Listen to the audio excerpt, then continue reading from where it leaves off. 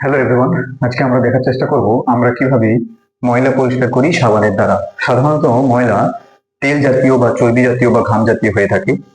ফলে সেগুলো কি হয় না জলের সঙ্গে মিশে না, যার ফলে কি হয় শুধু জল দিয়ে ধুলে সেগুলো পরিষ্কার হয় না। তাহলে এখানে ভূমিকা আসে সাবানের, কিন্তু সাবান দিয়ে যদি আমরা ধুই তাহলে খুব অনায়াসেই সেটা পরিষ্কার হয়ে যায়। এর পিছনে বিজ্ঞানের কি রহস্য রয়েছে সেটা আমরা আজকে জানার চেষ্টা করব। সাধারণত জল কি হয়ে থাকে না পোলার, এবং তেল হয়ে থাকে নন পোলার, ফলে দুজনের মিশ্রণ হয় না। ফলে জল দ্বারা তেল চর্বি বা ময়লা জাতীয় বা ঘাম জাতীয় জিনিসপত্রগুলোকে পরিষ্কার করা যায় না। কিন্তু যখন আমরা সাবান দিচ্ছি সেই সাবানটা জলে দ্রবীভূত হয়ে সাবানের অনেকগুলো মলিকিউল বা সাবানের অনেক কণা তৈরি করছে।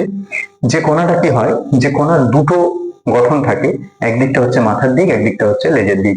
মাথার দিকটা কি হয় না খুব বেশি জলকে ভালোবাসে, ফলে সেটা জলের সঙ্গে বন্ধন তৈরি করে বা বাইন্ড হয়।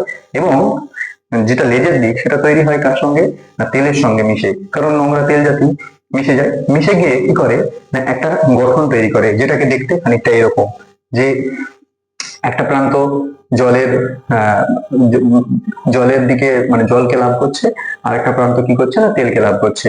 যদি আমরা শুধু একটা সাবানের মলিকিউল কিনে দেখি তার স্ট্রাকচারটা এরকম হয়, যেখানে একটা হচ্ছে হাইড্রোফিলিক বা লাভস ওয়াটার, অর্থাৎ হাইড্রো শব্দের অর্থ হচ্ছে জল, আর ফিলিক শব্দের অর্থ হচ্ছে ভালোবাসা। তাহলে জলের প্রতি ভালোবাসা সেটাকে কি না হাইড্রোফিলিক, সেটা হচ্ছে এই প্রান্তটা। আরেকটা হচ্ছে কি হাইড্রোফোবিক, মানে জল বিকর্ষী বা জলকে ভালোবাসে না।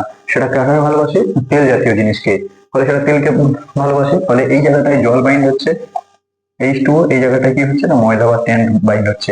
ফলে কি হচ্ছে না অনেকগুলো, যখন এখানে এরকম অনেকগুলো মলিকুল বাইন্ড হচ্ছে একসঙ্গে, দেখতে এরকম লাগে। এই স্ট্রাকচারটাকে বলা হয় না মিসেল বা মাইসেল। মিসেল বা মাইসেল, এইভাবে অনেক মিসেল বা মাইসেল তৈরি হয়ে গেল।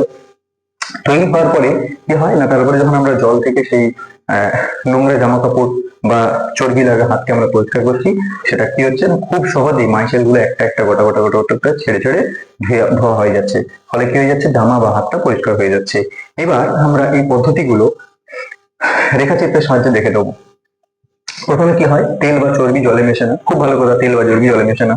তারপরে আমরা কি করছি না সাবানটাকে নিয়ে আসছি, সাবানের অণুর এক প্রান্ত কি হয় তেলের প্রতি আকর্ষিত প্রান্ত, আর একটা কি হয় অপর প্রান্ত কি হয়, অপর প্রান্ত জলের প্রতি আকর্ষিত প্রান্ত হয়ে গেল। এবার কি হয়, যখন আমরা সেটা দিলাম নোংরাতে তখন কি হয় তেলকে ঘিরে একটা কি করে মাইসেল গঠন করে। ঠিক আছে, ধোয়ার সময় মাইসেল গুলো ময়লা সহ জল থেকে বেরিয়ে যায়। এইভাবে আমরা নোংরা জামা কাপড়কে আমরা কি করি, সাবানের দ্বারা নোংরা জামা কাপড়কে পরিষ্কার করে থাকি। Thank you.